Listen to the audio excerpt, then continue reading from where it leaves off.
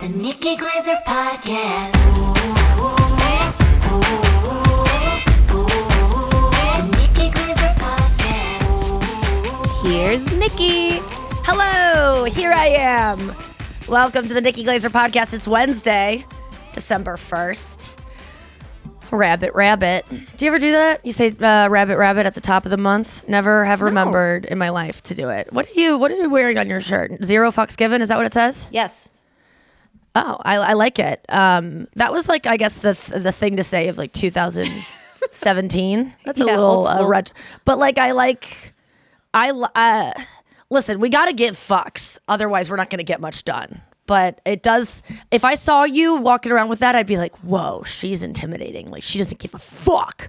But little do you know, further you have from the voice truth. of an angel, and you desperately care what people think. No, you actually, I don't think you do. You're not someone that strikes me as that insecure. Although we all are in our own way. You're just that wasn't an enigma. You're not someone who is insecure. You're someone who is, you're unlike anyone I know, maybe not anyone I know, but you have a type of anxiety I would never know about in terms of like, I don't even know how to describe your anxiety. And anxiety can be such a spectrum. Yeah. Like, you get nervous not of what people think about you and like your likes and interests. Like, I'm always worried about what it means about me fundamentally. You get anxiety, and by the way, let me just cut in and you can tell me what you get anxiety about. But my guess is that your anxiety or insecurities are about just like nerves of being the center of attention, or like, Yes, I don't just like to be, doing you got something me. embarrassing. Not even embarrassing. I just don't like the attention being focused on me. What's going to know how happen deal though? with Like, that. what's the fear?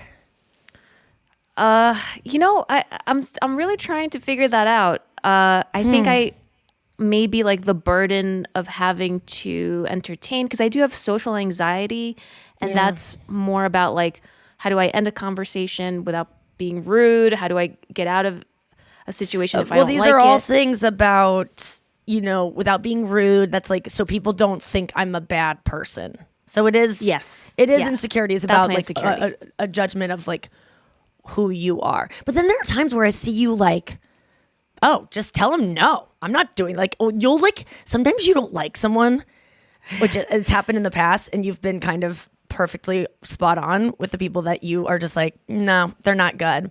And you've had this like, back when we used to do You Up and I would see you in studio with people, there would just be a vibe sometimes when you're like, I'm angry and I don't like them around. And you were so, I get protective. when I get that anger, I actually go the other way, which is such a annoying trait of like, I'm so scared that people will see it and that it will change the way they behave around me so I think that when I fear people or I hate people, I'm scared that if they know how much I hate them, I don't know what the fear is that they know, because if I hate them, why do I care if they know I hate them? I guess it's this fear that I guess I'm usually scared of people I hate, because they're usually people that are very scary. Like, I don't like people that are manipulative, are in positions of power, are, exploit their power. So I guess when I fear that they know I hate them, because I know that they're sociopathic enough to use it against me if they know that I am not on their good side. So I think that's why maybe that's it. I don't know. Yeah. I'm trying to psychoanalyze Maybe myself. because it's like, you can't believe that someone would do that, because to you, like in your values, you're a good person. You would never harm someone. But the fact that someone can go out of their way I just and harm know someone. they can hurt. It's about me, though. It's about protecting me. I don't want, Yeah. if I hate someone, they're usually someone who is in a position of power and they're a bad person. You know what I mean? And if they know I hate them, they will direct that sociopathy and that craziness at me. And I don't want to set that off. Because the people I loathe the most, and by the way, it's all based, like, I shouldn't loathe, I try not to loathe anyone, and I truly try to, like, even someone like Trump, like, I try to empathize, or even someone like, I just understand, like, his brain is just a bad brain, and he grew up with bad parents and a bad system, and and he's just, and I know some people are like, a lot of people grow up with in that same wealth and that same kind of family system, and they don't turn into Trump, well, they don't have his brain too. So, which is a fucked up brain and the same kind of trauma that happened to him that led him to be the person he is. And the people that like him, God, I couldn't understand people less. And as the fear of him winning again and not conceding, which he won't even. So the fear of him taking office, no matter what, because it's not even, who cares if he wins or not? We know that he will just take it, even if he loses, really has been scaring me recently. And it's been drudging up this like anger towards his supporters that I haven't felt since November of last year, that kind of went away. It bubbled up again in January, but it's just I haven't felt it, and I just don't like it. I don't want to hate people that I don't understand, or that something that I've thought about recently is like I aspire to be a fully conscious person, and in order to be a fully conscious person, you have to take your point of view, but you also have a lot of coffee. You have to have a lot of coffee. I just make sure like just being unconscious is like sleeping or getting knocked out. Not that kind of So conscious. don't box or, okay. Like I want my soul to be conscious. Like I want to be so like fully understanding of everyone. And you have to take in all sorts of perspectives and realize that there are perspectives that you don't know, that you don't even know that you don't know. Well, yeah, that's the whole free will. Like when I talk about Trump, like how could if my parents heard me empathizing with Trump and being like, I can see why he's the way he is and I forgive him for it, they would baffle them that I could have any kind of sympathy for that person, or Jeffrey Epstein or Ghislaine Maxwell, or like any of these fucking abusers that I've heard about. But even, everyone's heard me talk about it ad nauseum of like, I feel bad for people who have done, like there was this, I was listening to my friend's radio show the other day and there was this girl on and she was talking about a show she had thought of that was so hilarious. She's, I'll plug her show. She's a St. Louis talent. Her name is Lauren. Wait. Something. She was on the Courtney show. Risley. Lauren Risley. And she's on this new HGTV show called like Ask the Closer or something like that. But apparently it's a great show. I want to support and she was really funny on my favorite, morning radio show, The Courtney Show in St. Louis. I was listening to it and she was on and she was talking about a show she pitched, or like, jokingly was pitching, where it was like combined people's love of dogs and murder. And you find people that abuse dogs, you save the dog, and then you murder the person that did it, which is funny. But I also am like, if someone's beating a dog, they have been very abused. And I'm like, okay, well, let's shrink that person down to a child and think about what happened to them that made them do that. I don't know. I've just even like, oh, they would need to be punished, made me go, no, let's have empathy. Sometimes it's fun to be angry. Can I just say though that your fear that you were like, oh, I've been thinking about it more. Like my fear of having all the focus on me. Maybe you weren't thinking about it till I actually brought it up, but I can't even plan a wedding because I don't want to be the center of attention, to be honest with you. Well, maybe this will help you, and maybe whoever is listening and your like not weird fear, but your valid fear of being the center of attention, being, mine is being seen as a joke or a fraud. Like I have imposter syndrome, except for the podcast. I just want to say that. For my stand-up, I have imposter syndrome, where I think that I'm tricking everyone. I'm good, but I'm not as good as people think, and that I've figured out little shortcuts, and that I'm like a magician. And my bad therapist, abusive therapist, always used to say, and this helps me with imposter syndrome. I know I love how much I reference her as much as she was a bad therapist. Like she's the only one I reference. It's like when I transferred from University of Colorado, Boulder, and I went to Kansas. Everything I learned in college that was like, wow, that class really changed me, was all my freshman year. And I left. I keep thinking that her name is Maya Abusive Therapist. Oh my God, let's call her Dr. Abusive. Dr. Abusive. So Dr. Abusive, because honestly, this woman is, if she's still out there, is capable of suing my ass. Dr. Abusive, I'm not even joking you. I'm going to call her that in my book. Maya Abusive. Dr. Abusive, and you guys can use this in your lives too. If you've ever had an abusive boyfriend, you can call him, Mr. Abusive. So Dr. Abusive used to say to me, who do you think you are that you've tricked all these people? You've tricked executives at, MTV, Comedy Central, the Comedy Cellar. You tricked Esty into getting you past. You think you're so good at tricking people. And then it flipped it on its head because I think I'm so shitty, right? My whole thing is like, I'm shitty and no one knows I'm shitty.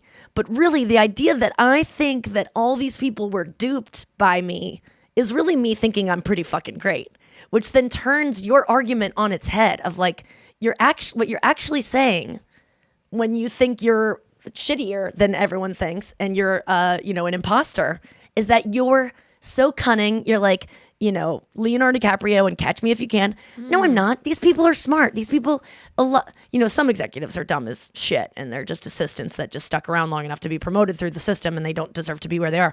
But a lot of people that approve what goes on TV are very smart and are smarter than me at picking stuff. And so I got it. And my fans, I never feel this way about besties, by the way. And people that come see me do stand-up, it's not like I hate even saying this because it sounds like I think that they're wrong or something. Like, I don't get this feeling unless it's like me posting a clip. But truly, my besties, this is a thing I'm like confident I'm pretty damn good at. And even when I'm bad at it, it's good because that's why I'm good. That's the beauty of this podcast 4 days a week and being completely open is that when it's bad, when I'm not a good host, when I'm in a bad mood, when I'm sullen and grumpy and being a bitch to Andrew and being like negative, that's good because it's multifaceted and it's what I'm trying to bring to this platform, this fucking, it's not even what I'm trying to bring. It's the only thing I can bring and I feel good about that. And even on my bad days. And so I can accept that and learn from it. I'm grateful that I've become such a better friend to Andrew through being such a cunt to him on the show and having people show me that and like tell me like, hey, you should pay attention.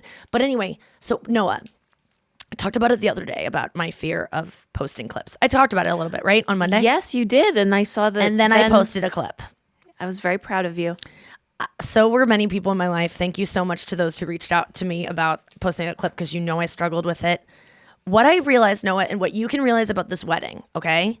Is that, and this might help people because I just imagined, I addressed the fear. Okay, Nikki has a fear of posting something online, people seeing that she's not good, and by people, I mean like other comedians who are experts at this, being able to, then they get to look at it closely and dissect how bad it is. Because if there's a clip, you can dissect. If it's a picture of me that's a YouTube link in my bio, that takes them a couple seconds, clicks to dissect. If I give it to them like, here you go, judge me, that's my fear, okay? My fear is one or two comedians who literally are faceless to me. I don't even know who I'm picturing. Usually I can picture someone judging me on Instagram. This whole sphere of the stand-up clip, I don't even know who the fuck is judging me. But they're watching the clip and they're analyzing it and they're going, she sucks.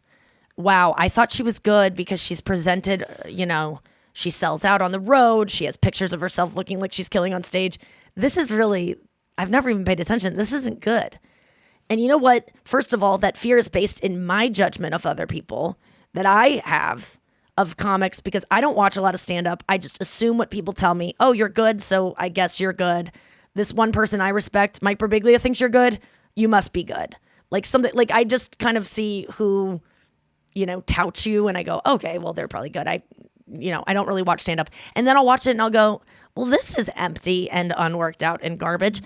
The reason I do that is because I feel like I am. It's me projecting. That person's probably pretty damn good. So then I realized that once I named the fear, really was like, okay, that's the fear is a couple people are going to judge me. And within the comedy community, the biggest fear would be that they spread it around that I'm not good. Because let me be honest, a lot of comedians talk shit. And there are a lot of comedians who we would all, as a group of comedians, not publicly, but have privately in the backs of rooms and green rooms, decided are shit comics who are extremely successful, but we all know they're bad, We all know the public is being deceived. We don't understand why these people like have their fans. And I bet you anything 90% of comedians would agree that this person or these people suck. There's a list. Not going to give it. You can only assume. And those comedians may or may not know that every comedian, 90% of comedians think they suck. But we all do. And I'm so scared of being on that list. Then I was like, okay, let's say I make the list because I post this clip. Those comedians that are on that list, they only grow in popularity. No opinion of a comedian has ever stopped them from getting something. In fact, I've seen many of these comedians that we've all agreed suck and, have deceit, are bad for comedy. I've seen them reach heights of fame that get to the point where all the comedians that talk shit about them start liking them and becoming friends with them and associating with them. So even if my worst fear is that I'm blacklisted somehow, which it's just not going to happen. I've never seen it happen. And even if it does happen, like even if my fear is real, I was just like, fear is like, it's invisible. I don't know why I pictured it. I pictured fear like this like beach ball of like air that was like this negative air. And I was just holding this beach ball before I posted that. And I was just like, once you acknowledge what the fear is, it's like, okay, well, what really is it? It's nothing. It's invisible. It doesn't exist. It's not like I'm going to be in pain if I post this. Just disable the comments, because my fear was, Andrew's like, don't look at the comments. Well, I know you'll look at the comments, and I know other comics will look at the comments, and people like comments because people like being told how to feel about something. And that's the danger of comments. I do it. Every time I'm on a Reddit thread and there's a video posted, I don't even watch the video. I just go to the Reddit thing because I don't have the patience for it. And I go, how am I supposed to feel about this? What are people's opinions so I can pick one that aligns with my beliefs and go with it? I'm a fucking lemming too. So that's why I disabled comments on it. I want people to form their own opinions on it without any assistance. Which I didn't even, when I did that, I go, oh my God, I didn't realize comments were just a suggestion of how to feel about something. So you don't have to form your own opinion and be an individual. And so for you, I would try to picture the fear of the wedding day and all that attention on you and what it actually means. Because what it means is that you think that people don't really want to focus on you, that you're somehow like bothering us by doing that, or like that you're putting us out by being the center of attention, and you're making us think, God, no one wants attention. I guess we got to give this to her. She's so needy, or like, ugh, this day's all about her. Well, the truth is, people don't have to go to your wedding. If people just, and yes, a lot of people go, oh, we have to go to a wedding. It's Noah's wedding. She's my fucking friend for 8 years or whatever it is. That sounds like I'm saying what I say when I get the invitation. No. And I would never be mad at someone. But the thing is, it's up to them. It really, even in a wedding invitation that seems like a non-negotiable, yes, I have to go. It's their choice to go.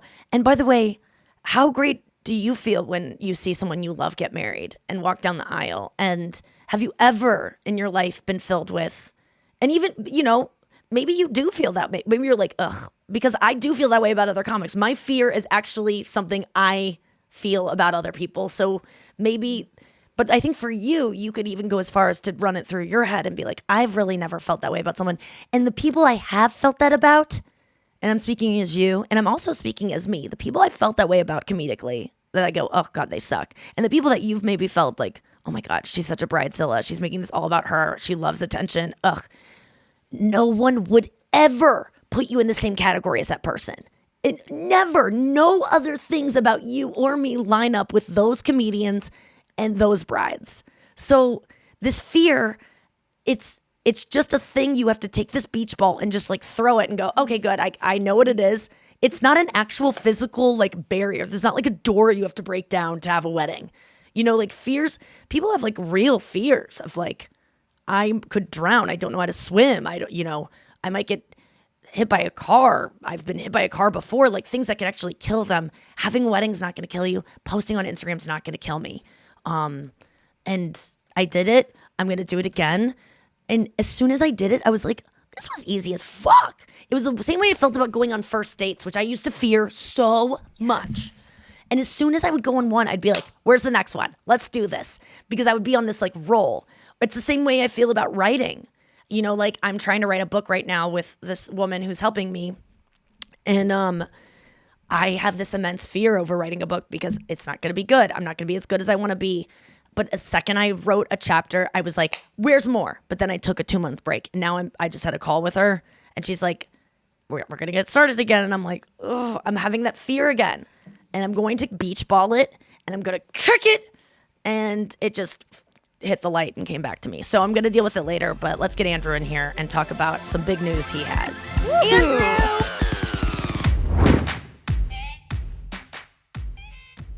Andrew.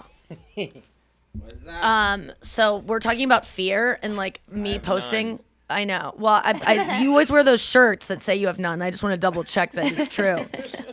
We're talking about fear and like how, like me posting the other day. I just for some reason after talking about it enough, which by the way that helps. Like journaling about the thing you're fearful of, talking about it with friends. Like if you're just having it in your head, if you're listening to this podcast and all you do is talk about like think about your problems in your head. You got to get them out of your head. They start, you think it's enough, because I used to think it was enough too to just think on something. Put it on a paper or talk to a friend. Fucking leave me a voice memo. I'm not even kidding you. I won't even fucking listen to it, but leave me a voice memo on my DMs. And maybe a girl once did that and I did listen to it. She caught me at a good time. And I actually got to meet her at one of our shows. But honestly, say it out loud. Write a voice memo to yourself and then erase it afterwards. Yeah. But if you got to say it out loud, talk to a tree, talk to your dog. Noah just got over a fear of going back to jujitsu, she just told me. So how long did you take off from jujitsu? A while, Noah.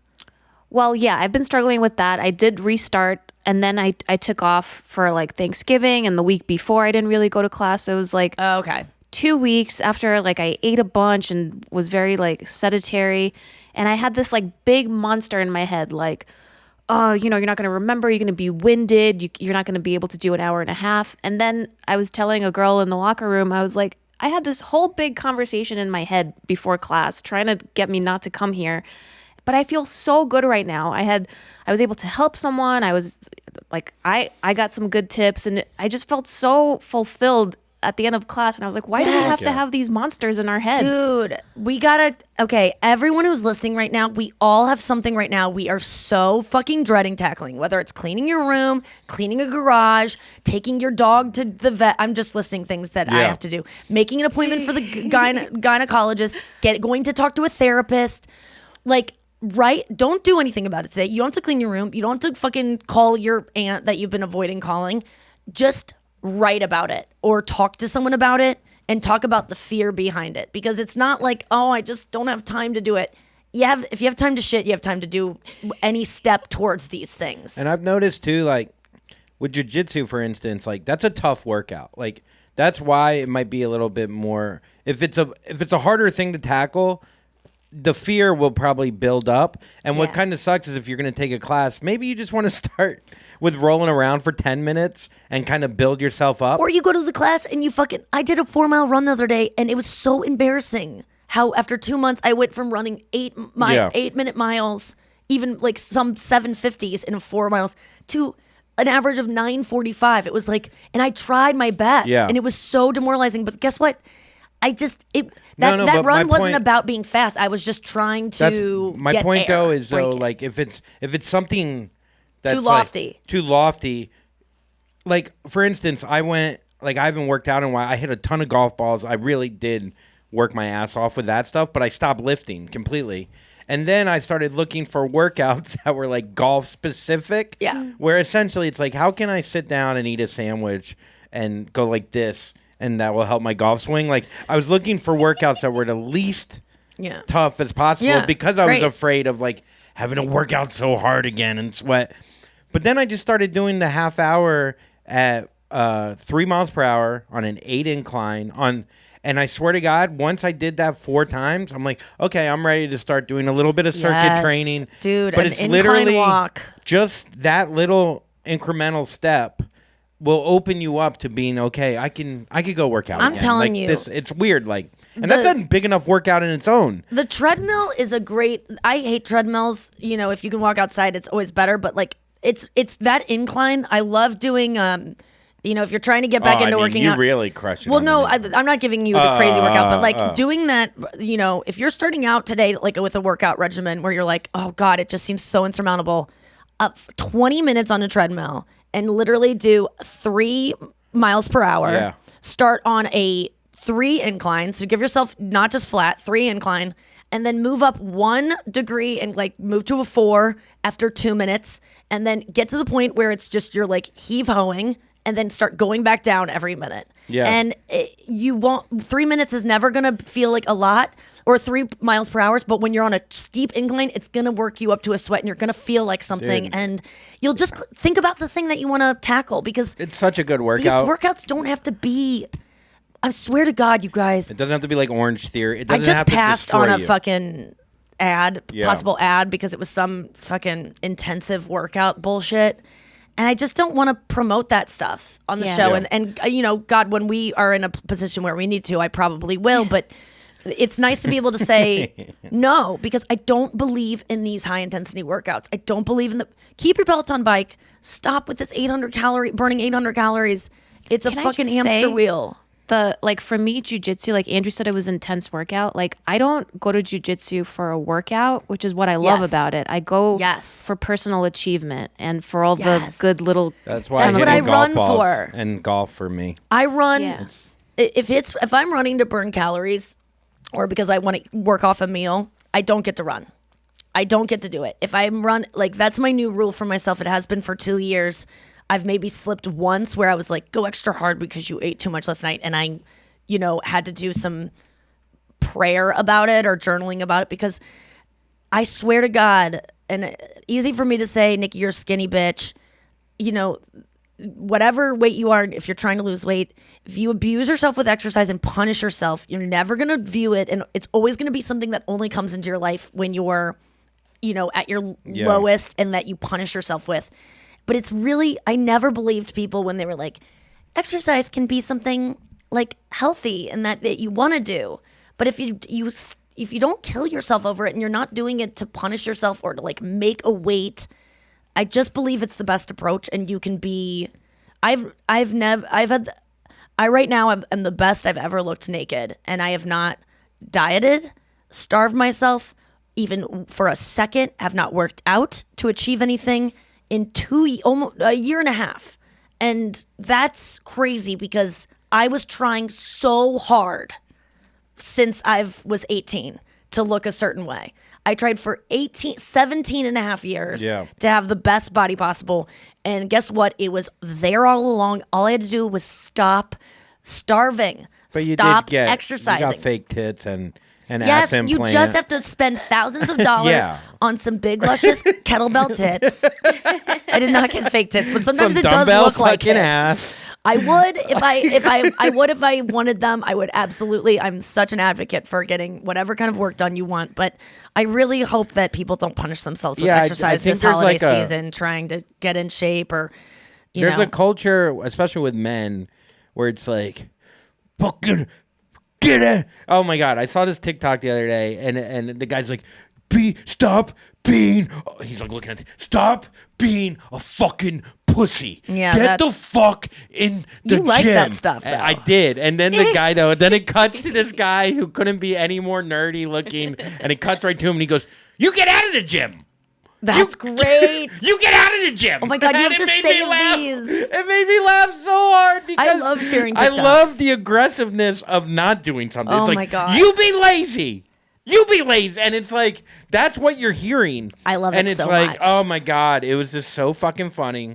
And I just think like this idea of like, look, I respect someone like David Goggins. I listened to his book while falling asleep on the couch while, eating Yeah. a pizza. No, there's But- something to all of this stuff, but it's just No, but my point is like the idea of like you have to kill yourself. Don't think of it like that because you're gonna avoid it. Like just fucking walk on a 3 miles per hour on an 8, and I promise you're gonna feel fucking great. And I'm telling you, yeah, that's all. like That's all. and listen, I've always said if you want to know how I got this point of view and truly accept it in my heart, you can always DM me and I'll let you know my secret. But I hope that some of this trickles down because I just never thought it was ever possible to not work out every day and not be counting calories, which I still count calories because I have a brain and I know what calories are, but I don't. You stop counting calories. Like I can't. So if I'm counting calories, you stop telling me to count calories. Is that how it works? You stop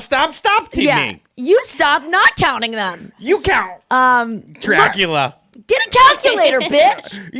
I'm boobless, upside down. Yes.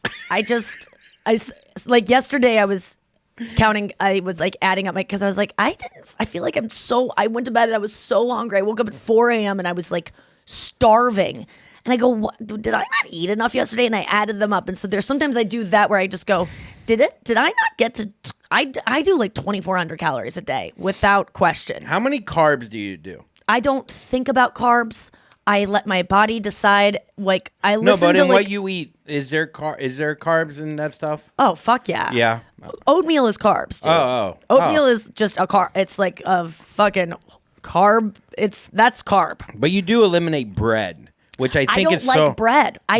It doesn't. No, but I'm saying though, like it is something that a lot of people eat. Well, that's a thing that I do. That if you look at me eat a sandwich or like eat a plate of food, I will avoid the things that are like loaded with just empty stuff because I love eating and I want to eat. And I just like prefer the taste of vegetables over bread. I would rather have 4 times the amount of vegetables than a piece of bread, which is going to give me the same kind of caloric nutrition.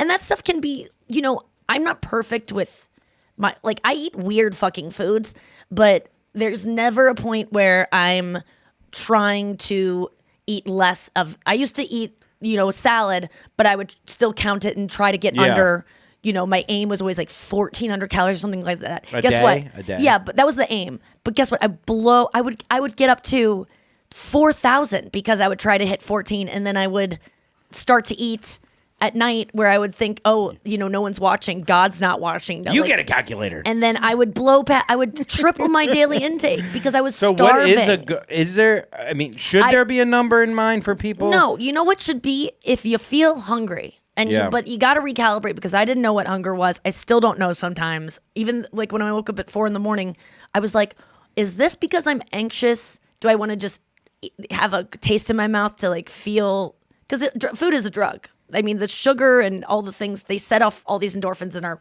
brain, the oxytocin, and it's like a drug. So it's hard to recalibrate, but hunger feels like you can track it by just being like, okay, what did I eat? Did I eat enough today? Mm-hmm. Like I have like, this is I don't mean to like brag and talk about foods and like what I eat, but if this gives anyone any kind of hope for how their body could be, and this is something I do no matter what, and I will do the rest of my life. I have like 500 to 600 calorie breakfast every single morning, no matter what I ate the night before, how late I ate it. Always. I mean, it will be 400 if I ate a ton the night before because I'm just not as hungry.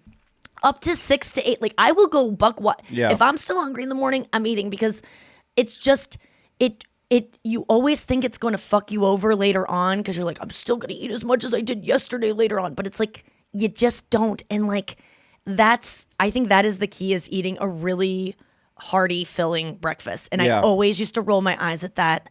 And the idea, if you would have told me 2 years ago that I would eat 600 calorie breakfasts, I'm not joking you. I would have said, I'll rather die. No, I'd rather I know. fucking throw myself you would off wait a balcony. until sundown. Yes. Yeah. I mean, I was thinking about what I ate. I was thinking about like the apartments I've lived in, and like what I was like thinking about in there. And I was like, oh my god, that apartment I lived on, that we met on with where balcony started. I literally never made a single meal. I didn't use my microwave even once. All I ate were protein bars. All I ate, and then I would eat salads at the cellar, so I'd get a little bit of like veggies and actual food. Literally subsisted on protein bars for 3.5, 4 years of my life.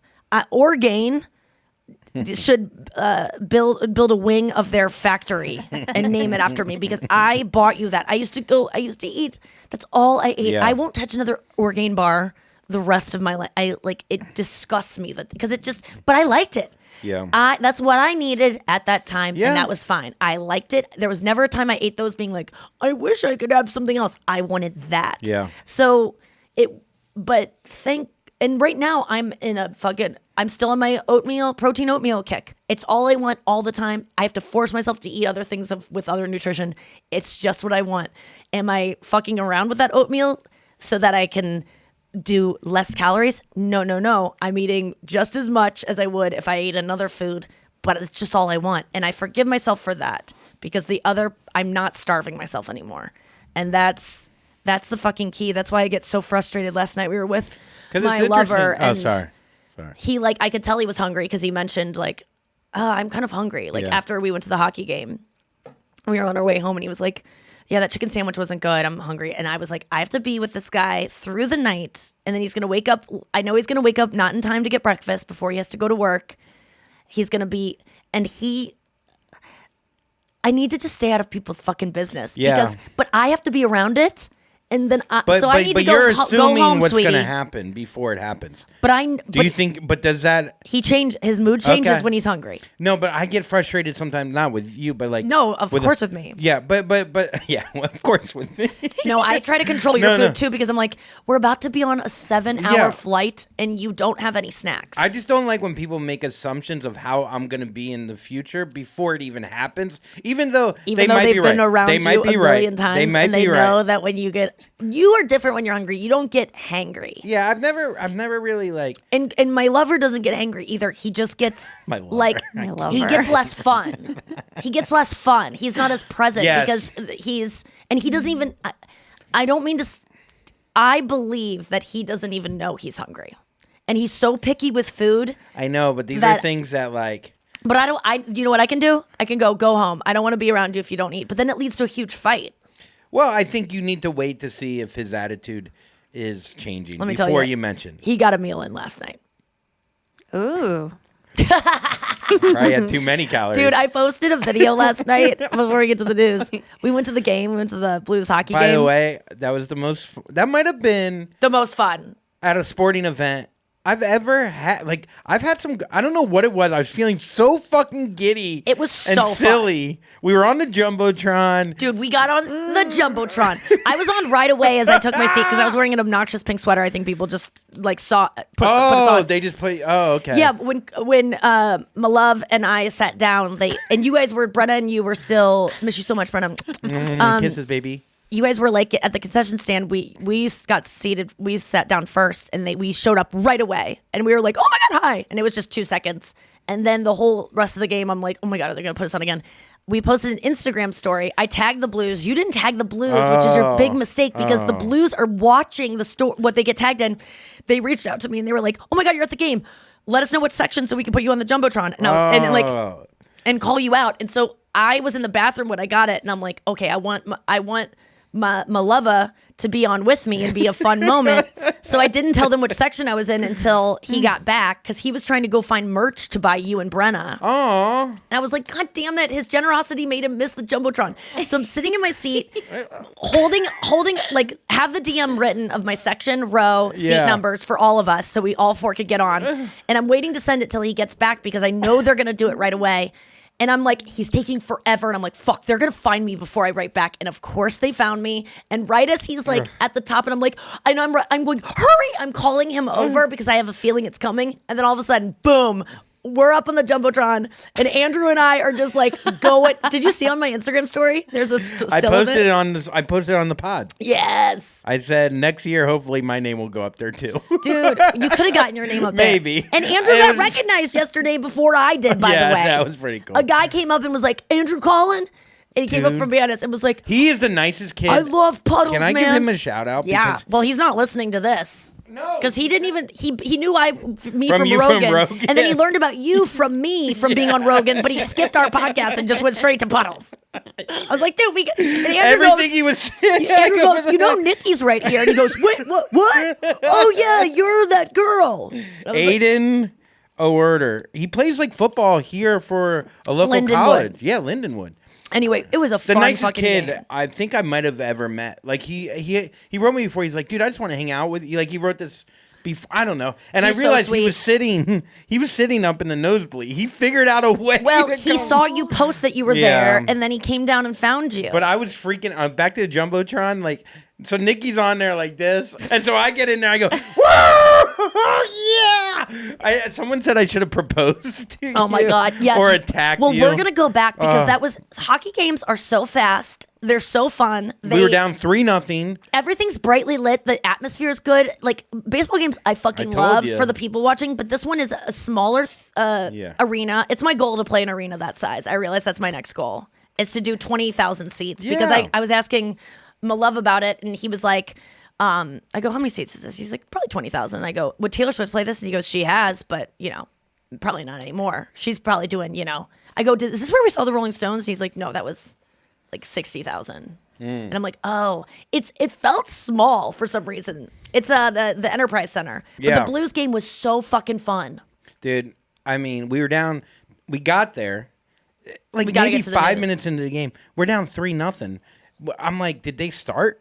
Did they just give them 3 goals? Because we were playing fucking great. Once we got there, This is all news to me because I never once looked at the score. yeah. But we did came not back, realize tied that it was a- 3-3, tied in Andrew overtime, had fun at and the won game because in it was a good sports game. I had fun because I got on the Jumbotron and I was with my friends. That's true. But It's so funny that it was a good game too. No, it was like one of the best games Oh, of shit. the season. Okay. If a hockey team is down by 3 goals, the game's over. It is. Yeah, we don't come back from You don't go to overtime and then win in a shootout. Yeah, it was really fun. It Oh, moves oh, so fast. oh, O'Reilly. He scored a goal. Okay. Andrew, let's get to the news. Here we go, baby. You heard it here first. Yeah, you heard it here first. Oh boy, it's Wednesday, folks. You know what that means? It is Wednesday. I hope you're having all the swells out there. We did because we were on the Jumbotron. We're better than all of you. Just kidding. Maybe. All right, let's get into it. Oh man, this story kind of made me nauseous. A woman was scarred during laser treatment after her beautician became distracted while arguing with her boyfriend on the phone. Oh my God. I've heard of this before. Sabrina Jalise, one of my best friends, got scarred by laser hair removal on You her want to neck. know this is the worst. She had it looked like she had a tracheotomy because she had like a hole in her neck from getting like hair removed. And she was I met her for the first time at Just for Laughs in Montreal, 2007, and she had to wear a scarf around her neck because she had that fucking hole. And she got a fucking little settlement out of that, as she should have. Oh, she did get a settlement. So you know this how much woman- this woman got? Guess. Wait, what? So she was getting what laser treatment was she getting? Laser rejuvenation. Oh, I need to know which kind so I can maybe Sue them eventually. Wait, because I love that. So laser she's in stuff. Turkey. How much money do you think she got in the I mean, settlement? I'm guessing 3,000 because it's gonna be low. She got her money back, $260. Oh my God, what the fuck? Can you imagine getting your face burnt and they go, "Hey, we could give you store credit." She looks like a Thanksgiving turkey that was done in the. Yeah, deep and fryer. then the deep fryer. Wait, what the fuck? She looks so young in that picture on the left, and then she looks. I mean, granted, wait, can I see it? The Can you hand me the attorney, phone? the attorney is smart by putting up, the hottest photo she's ever taken. Well, not that smart because he only got her $260. Well, that's in Turkey. Well, turkey cash. Yeah. Oh, poor sweetie. Oh, Asli Ihan suffered permanent facial scarring from a Yeah. laser treatment gone awry. So this was in Turkey, though? Yeah. I mean, Oh, my and the one God. photo she has makeup on. Oh, okay. but- Well, I see what's going on here. She went to go treat her scars, but it only made it worse. She had not only physical pain, but psychological damage. Not only was my face badly burned, but I had a lot of psychological distress. Oh, my God. We think that the penalty for... Oh, my God. I should have sued the lady that waxed it my looks like, eyebrows. the burns, I think she's going to be okay. I don't know how quickly after this picture was taken. But here's the This is thing. kind of how you look after a laser treatment. Do you have honestly. to go to another laser treatment? She'd probably have to, yeah. That's the hard part, because then if you have PTA, Oh, God. But how fucked up is it that the beautician was on the phone with her boyfriend arguing? Like she couldn't even wait I mean, until she was done with the job. it's so wild what people, we talked about Anya going up to the woman at the gate. I told that story at the opening of the show. When she told that woman you had left the green room the other night. Anya had told the story of going up to a woman at when she was on her way to Denver for my special, who was talking on her speakerphone loudly. She went up and was like, "Hey, could you be quiet?" And the woman was like, "No." And she goes, "We can all hear you." She goes, "I don't care." She goes, "You don't care?" And she goes, "No." And she goes, and Anya's like, "Okay, well, great." And she goes, that's pretty rude. And she goes, you're rude. And Anya was like shaking, like vibrating with fear. And then she waited a little bit longer, and the woman was a gate agent. She had like a coat on when Anya approached her, and she was like sitting in the corner, and she ended up being a gate agent. It's just like, people, have you ever had someone like do something inappropriate while you're getting a service? Yeah, I mean, well, I talked about the other day, the clipping the nails and Oh, the yes, therapist. that's right. I had, the eyebrow incident of 2006 before the wedding where Oh, yeah. they put on, I don't even know if they put on wax. I think she just put on like Elmer's glue or something way worse than wax and just ripped my Lava. eyes off. Just not really paying attention. You would have noticed. And I hate when people fuck up. You gotta one's- watch it with those estheticians sometimes. They really are just like, it could be the first day on the job, and they Yeah. are using really hot stuff and people's skin burns at different, But poor here's the thing. thing. I think like when people, this is the thing though, because like with business, you can't apologize because once you apologize, you can You're get liable. sued. Yeah. So then you go, oh no, this is what it is. Your eyes are supposed to How spew annoying blood. is it when you are at a restaurant and you have ordered something like, oh, I need ranch on the side too. You order it with your meal, right? Yeah. And they write it down and they go, okay. And then they deliver your thing, and then the waiter runs away and they haven't gotten the ranch, and you go, oh, they're going to get my ranch. They don't bring it, whatever. And then 3 minutes later, you catch them just walking by refilling someone's water, and you go, oh, hey, can I get that side of ranch? And they go, oh yeah, I'll get you a side of ranch. Like it's the first time you asked. Oh yeah, it's Oh, gaslighting. that is a fucking move. It's and I ranch don't lighting. like it. Ranch lighting sucks. If you guys have been ranch lighted, let's call lighting. whenever a customer service agent Yeah. or someone working in customer service. Because listen, I have so much empathy for customer service course. people. I'm not tipping easy. $5 on every Starbucks drink I get in this holiday season, and I really like, I don't fuck around because it sucks out there. And I hope Starbucks can unionize. By the way, I'm in support of that. But it's yeah, you guys, will you just please, everyone out there, be nice to everyone working for Unless you get ranch lighted. any kind of corporation where they shouldn't take pride in it. And you know what I'm talking about. Pretty much any job that isn't their family business or something that is like their passion in life, just let them suck at their job because they're making $14 an hour. They can't afford to live in an apartment it's the system's broken. Just be kind and tip generously if you can this holiday season to everyone working at a car rental place, if they're moving slowly, at Starbucks, if they're moving like molasses, Yeah. at a fucking Even even if they burn your face, it doesn't matter what job. no, listen. If they burn your face, it's fine. If you're paying $400 for a laser treatment, you should get a level of respect. If you're paying $7 for a latte, I'm sorry. I know that's a latte for a latte, but it's still $7, and this person doesn't really give a fuck about you. I hear you, Nikki, but I think 7 or 400. If you're at Starbucks and they pour that hot coffee on your face, you got to have some empathy for them. Honestly, I think that is one of the best treatments out there that no one knows about. And I was going to do a TikTok The about it. Of blonde like, latte? hey, you guys, here's a secret Starbucks order. You get a vanilla latte Yeah. with non-fat milk, and you get it extra hot. Oh, my then God. You gently pour it all over your face. Okay. Wait 2 to 3 business days. All right. And then afterwards, when it all peels off, Mm-hmm. you will have a shiny face because you will look like a burn victim. Oh, but my you'll God. look really dewy. That's my I'm TikTok. going to look like a star for a few bucks. Starbucks. Oh, I get it. Okay, next news story. That's pretty good. Let's all look like a it was star good. for a few It bucks. was good. Come on. And honestly, guys, let's all, and I want to hear from our listeners, not only about being ranch lit, but also About horrible customers. no. About, first of all, yes, sure, horrible That could be customers. fun. That's great to hear stories so we can all learn to be better. But stories of where you went out of your way to actually be a good customer to someone who is giving you shitty service and doing the opposite and saying to them, hey, happy holidays. I hope you have a good day. Hey, listen, I know you guys are slammed. Don't worry about the wait. Thank you for even saying sorry about the wait. Or like just a thing where you went out of your way when you didn't have to. And I'm going to try to do the same. Also, if you work at Amazon, I kind of want to know like what's really going on. Yeah, let us know what's really going on over there. If you work there, let us know. Are you what's really still going on. peeing in bottles and stuff like that? Yeah, or the bottles being poured on your head. We're whispering it so we don't get caught by Bezos. And so that But I know. Siri doesn't hear us. Wait, it's not Siri, it's Alexa. But I think this is when the Alexa's FBI always starts listening once you start whispering. Oh yeah, the robots start listening. Because then they're like, they must be They talking. go, wait, shh, hold on, someone's talking.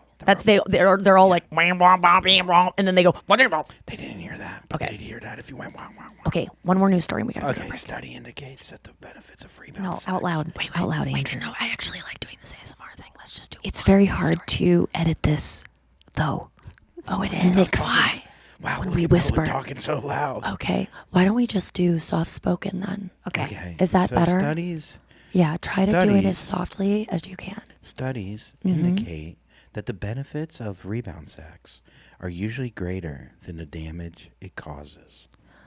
The benefits, you're saying the benefits of rebound sex are greater. Than the damage it causes. I would agree because I do think that rebound sex is not based on someone being open to falling insanely in love with someone. So you're not going to have those negative effects afterwards of being addicted to someone because you're trying to get over someone you're already addicted to.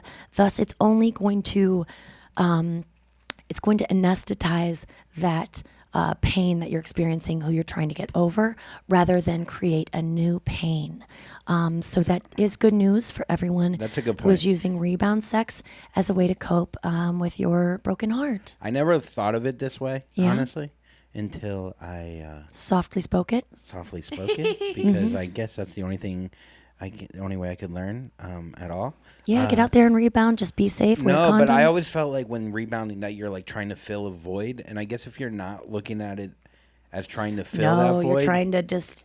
because you're they trying said to it can make you feel more secure with yourself of like how you look, who you are, because someone else is fucking you. Hell yeah. yeah. I think that's all true too, and it just it really. I remember that scene in the John Cusack movie High Fidelity where his ex-girlfriend is grieving the loss of her father, and she's just crying all the time, and she sleeps with her ex. She goes, I just want to feel. Wait, that's a really good impression. If you know what I'm talking about, the scene, she goes, I just want to feel something else. And then she like gets on top of him and like starts crying. It's such a hot scene, but you know that feeling of being so sad, you want to feel anything else. That's Yeah. why we reach for food. That's why we reach for drugs. Like sex can be a soothing balm to put on your broken heart. So go out there and get it. That's good news. Let's take a break and we'll come Wait. back with. Hold on. Before we go to break, Yes, soft-spoken on our Noah. other break, you said Andrew had some news. Let's take a break and come back with Andrew's news. Okay. Is that okay? I want to Yeah. tease it. You got to listen to this commercial first. All right, we're back. Andrew, what's the news? Oh, so Brenna and I are moving in together. Yes, you announced that the other day on We've Instagram. looked all over St. Louis. We scoured the area. We went to Lafayette Park. We went to Square. Tower Grove. Grove. We went Square. to Park. Central West Ends. We went all over the place. Both ends of the Central West. We went all over. We saw more than Soulard. Lewis and Clark's. Wow. And we have decided after seeing 15 Drum roll, please. places, and I know this is gonna people are gonna be talking about this. No, people already see it coming. We're moving Drum roll, please. 9 floors down in the same building. And he's not. Just kidding. It's really happening, you guys. We found a 1-bedroom in the building, and Love it. I'm I'm thrilled. ecstatic. This building's a great building. It's a great You know how we building. feel about it. And honestly, this morning we had a little bit of a technical thing that had to take place. And I go, oh my God, I'm going to have to do that stuff if Andrew doesn't stay close enough to come over and fix it before the podcast. Not anymore, buddy. You just take the elevator up and boom. Wait, what? Okay, we're moving to Lafayette Square. No, I'm so excited to have you both in the building because I will, like, it'll just be fun. Like, sometimes like last night was so fun. Brenna can just come up here and we can have some girl time. We can sing some Taylor Swift. You guys can come up here and we can watch movies. Like we'll probably hang out more because of this. I think it's going to be a great thing. And I do, I'm going to have to fucking, my commute to work. Oh, and moving down 9 floors. I want to die in this fucking building. I love it. We just I'm so die on the excited to have first you floor. here. Let's do our Wild Card Wednesday game. We are playing Esther Perel's new-ish board game called Where Should We Begin? Yep. And I said it like a question because it is a question, but I said the wrong kind of question.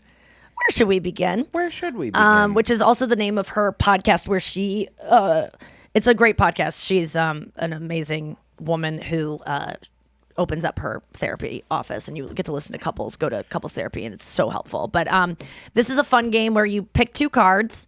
One is like to set up the premise of like we're going to tell a story about this thing. I just asked the mirror ball. The Taylor Swift Magic 8 Ball that a fan gave me. Moving to the third floor is a good idea. And You like in your head you asked it? Yeah, and it says, don't say yes, run away. Don't say yes, run away. Oh, shit. All right, well, and that thing always gets it right. Every time. All right, so Esther Perel, how do we play this game? There's one card that's the subject, and then there's one card that is, or one card is a question, and one card is like within that question. What's the thing we're talking about? Yeah, it's so kind of like Noah, a guidance.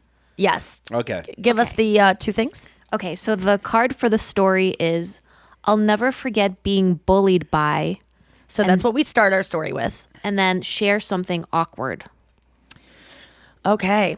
Well, I've shared this before, Wait, but let me share a different one. I'm confused. So you have to start the story with, I'll never forget being bullied by, and then you have to share within that, answering that question, something awkward. Like it has to have the theme of awkwardness. Okay. Does that make sense? Sure. Noah, am I correct about that? You got it. Okay. You got it.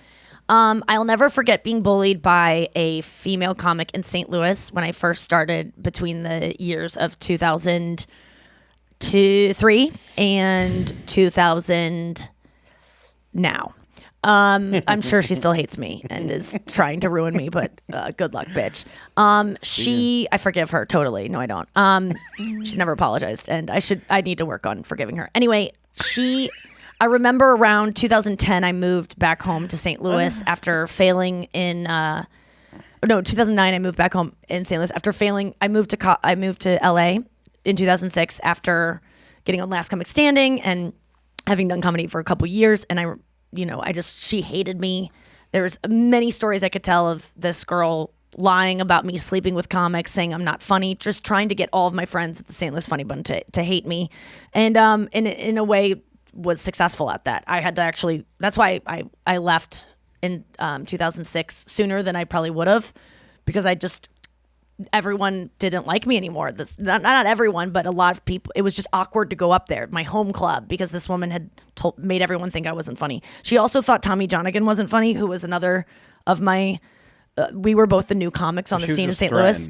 If you think Tommy Jonigan's not funny, when I found out that, I was like, oh well, then she could be wrong about me, because she was really funny. She's funny, and she was the top comic on the scene when I started. It was her, Greg Warren, and this guy Jeremy Essig, and she got Jeremy against me. Jeremy and I are now really good friends and have patched things up, but she just fucking hated me. She said that the high school cheerleader shouldn't be doing stand-up. I'm like, bitch, I don't have rhythm.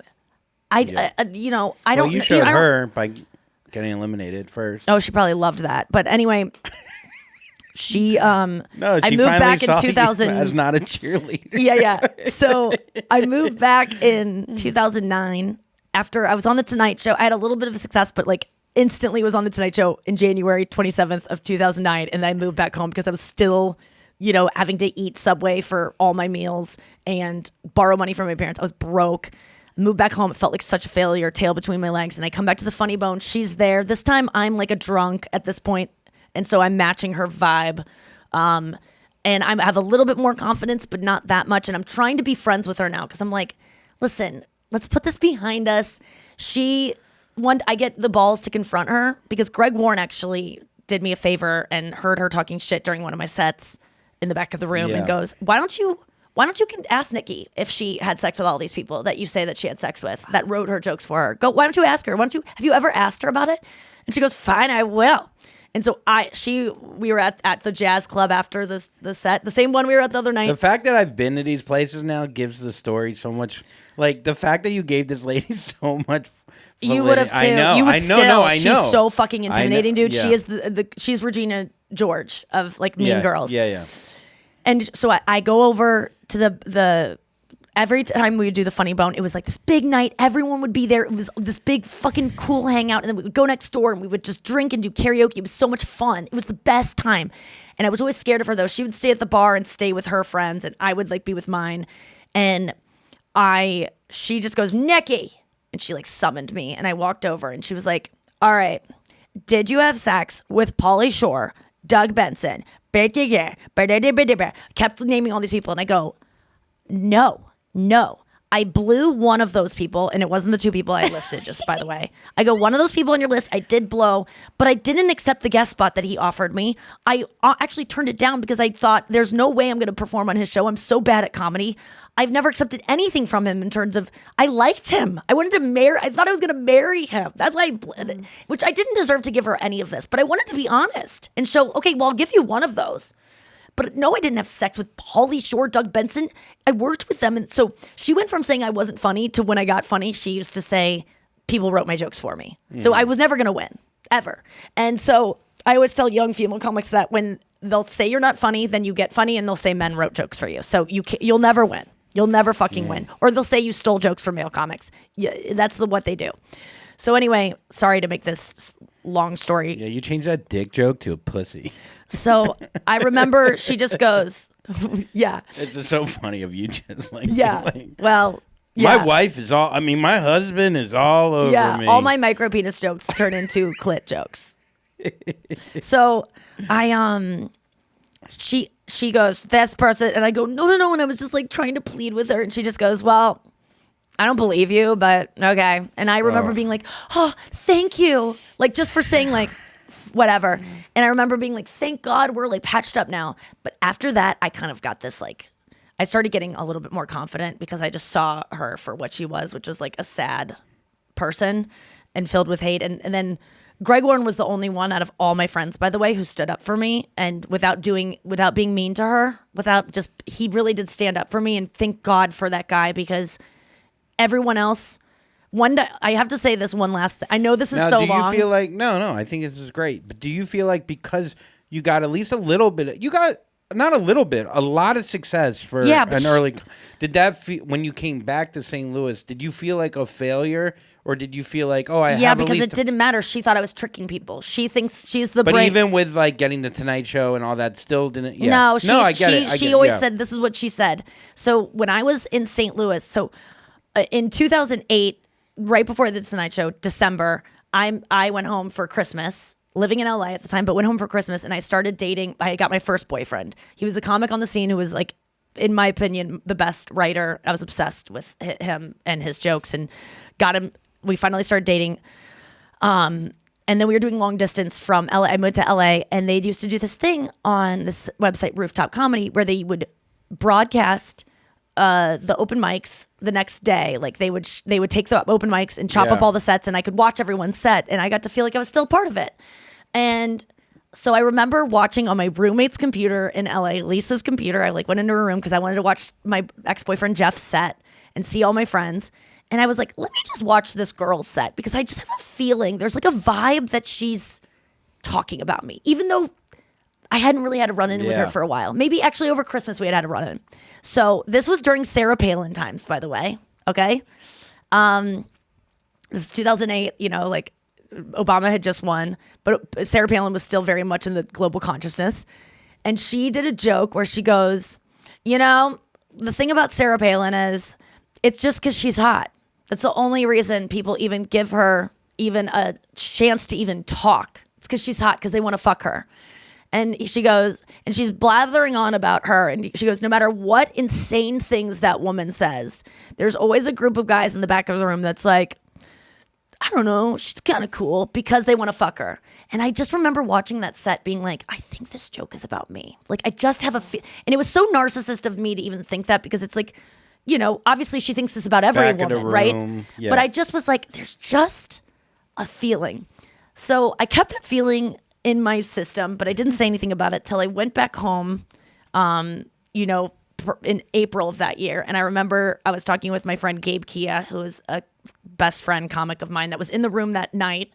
And I remember we were talking about me watching sets or we're talking about this girl and I go, there's one joke she did And I was like, and I go, Gabe, I know this is insane. We were just like smoking pot all the time, just talking about stuff. And I go, I just feel like she did this one joke about me. It's so stupid. And he goes, wait, they posted that? And I go, what? And he's like, I don't think they, wait, what? And I go, what are you talking about? And he was like, wait, what do you mean? And I go, it was like about Sarah Palin. And he goes, they posted that? And I was like, what are you, yeah, she said, there's always a group of guys in the back of the room that are like, she's cool. And he goes, and then it stopped. And I was like, yeah. And he goes, oh, well, it didn't stop there. She went on to say, in other words, Nikki Glaser is the Sarah Palin of stand-up comedy. To a room of people, by the way, that are not only my boyfriend at the time, all of my best friends in comedy, which are like all my best friends, and a room of people in St. Louis that don't know who I am. I wasn't a household name or even a name.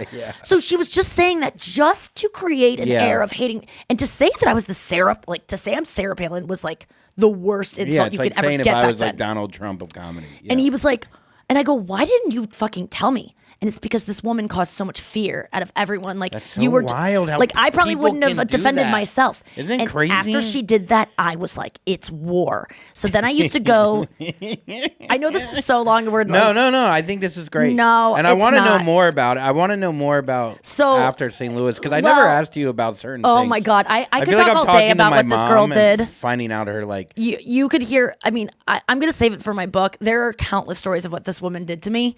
But I'll just get to the awkward part. So I came back to St. Louis and I'm there for a while. I suddenly like get a little bit of a little bit of confidence, but it's still shaky around her. And I'm going to an open mic one night and I'm feeling like I get a letter in the mail right before open mic. I go to my parents' mailbox and it is telling me I have HPV.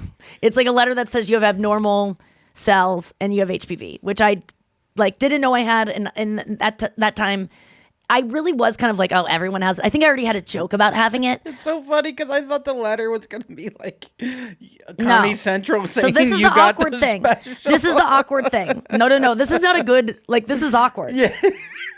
So I am a little bit rattled about having HPV, but at the same time, I'm like, whatever. But I'm more rattled about performing in front of this girl that night. And I did my set. I always wanted to have new jokes for her so she couldn't say I was like a fucking hack. So I was going up that night and I was just overwhelmed and I started kind of not doing well on my fucking 4-minute set, whatever it was. And I just go, I just wanted, she thinks I'm a slut. She thinks I'm not funny.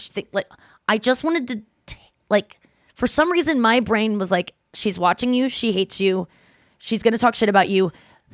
Bully yourself right now more than she could ever bully you. And I go, guys. 8 Mile. I have HPV. I found out today. I have fucking HPV. I got an and there was no joke. I just wanted to punch myself harder than she, in a way that she would be like, I don't even want to make fun of her. That was the saddest thing I've ever seen. I got off stage. I was like shaking. I remember Tommy and Greg coming up to me being like, are you okay? And I was like, I have to go. I want to go. I'm just like so upset. And they took me to Hooters and we had the best night. But it was so awkward that like in that moment, I didn't even plan on saying that, but I think They took you to the HPV of restaurants. Yeah, being honest, I guess, is just a defense mechanism of feeling I've like done that. other people I've are done going to that. be. That's my whole life. Yeah. So that was my awkward thing. Let's go into final thought and you share yours. I want to know, like, let's talk about it tomorrow, but I don't think I ever asked you about after coming to St. Louis, how did you rebound from that? Because I think, like, that's a great story. Maybe that'll obviously be in your book, but, like, I never asked you also how you got your first half hour on Comedy Central and stuff like that. But I got a show on MTV and they had to finally acknowledge that I was a talent because they did not give me anything. Comedy Central wouldn't look at me. And sometimes you got to go elsewhere before they look at you. And then Comedy Central wanted to fucking do everything with me. it's interesting. But they knew about me for years and years and years. But I was always like the girl that dated Joe DeRosa, that was new on the scene, like was just Connected Amy's to- friend. Like the people that decide these things are, just there at the time. It was like two women that probably if I were in their shoes too, I would have looked at me and been like, oh, it's just she's doing the same thing Amy's doing. We don't really need it, and they didn't need it, and they were probably right to not put me on TV. And then MTV put me on, and then they were like, oh, they were giving away half hours, and then I submitted, and I was, I had submitted a ton before that for Live at Gotham, any kind of little thing I could get, and never even got like a call back. But they'd seen me a lot. But did you move early from on St. when I Louis bombed the second time to New York? To So I New stayed York. in St. Louis for a year and a half. A year and a half? When I moved back in 2009. Yeah, and lived with my parents for a year and a half. And then I moved in 2010. See, this is the kind of shit that I don't think people realize about you, because they see, and maybe even myself. I never thought like, oh, but they see you get Last Comic Standing when you're 21. They see you get the Tonight Show, and then for a 24. fucking year and a half, you were back in St. Literally, Louis. I got the Tonight Show January 27th, 2009. Moved back April 1st, 2009. Lived there until July of 2010. So a year and 2 months. So you move, yeah, and then you go back. Then you go to New York for the first time of ever living there. Yeah, from 2010 until And how did you feel about the mics there? I mean, luckily you knew Amy a little bit. Amy helped me out a ton, but like, dude, you know what? That's when I first started. That I got a podcast with Sarah Schaefer. That we met at a party, and we're just like, we literally. The story of our Sarah's in 2010 when we started the You Had to Be Here podcast. I remember we were at Brian Baldinger's. Do you remember Brian Baldinger? No, I never met him. He used to book Montreal, and he still books comedy. He's a great guy. But we were at his party, and I just moved to town, and Sarah and I were over this like the chips and hummus eating at this table. I was probably like starting my nightly binge, and I was still drinking at the time too. And Justin Timberlake came on. And we were just like talking about how much we liked him. And she had booked me on some like bar show she did. And she wasn't even there that night. We didn't meet, but we're eating. And this was at a time when podcasts, everyone was like, everyone has a podcast. People were saying that back then. Because I remember when we go, should we do a podcast? No, everyone has a fucking podcast. Literally, like, 2010, you guys, 2010. So if you're saying it now, just get over it. Start your fucking podcast, okay? Because they've been saying it all along.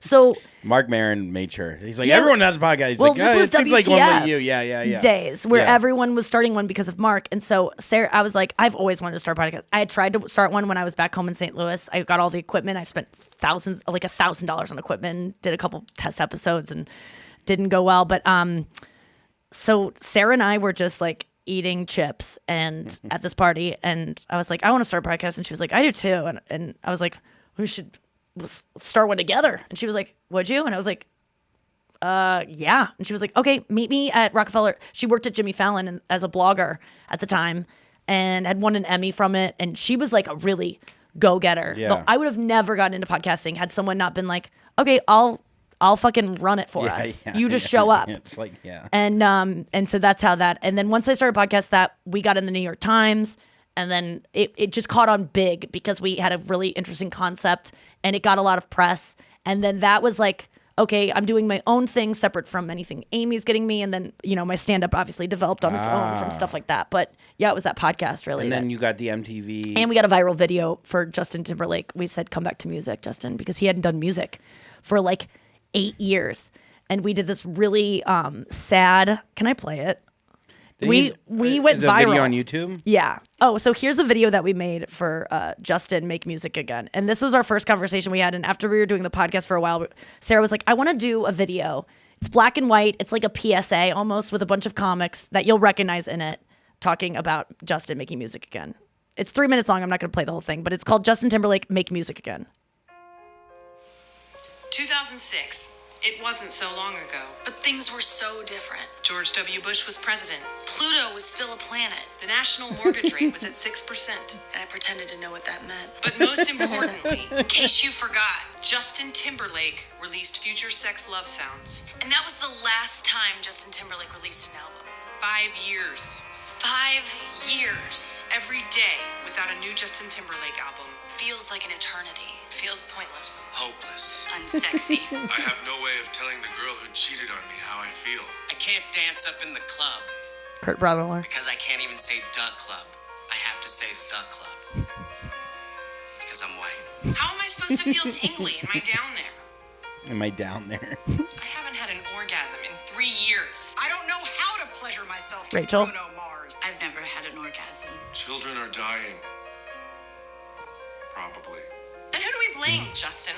Diaz? Mila Kunis? Was it Beale? Cunt. My mother? That whore Justin Bieber is too young for me to jerk off to. Speak for yourself. Justin, it feels like you're cheating on us with acting. Lisa hasn't spoken in 5 months. Oh, I know him. Remember that Corey. time you showed the world Janet Jackson's titty? That was awesome. Do that again. She thought she was hearing a new Justin Timberlake single, but in fact it was a tainted sample. Sure, you performed a few new songs in your barbecue joint. I don't give a fuck. Someone had made a Hungarian techno remix of Sexy Back, and she wasn't able to turn it off in time.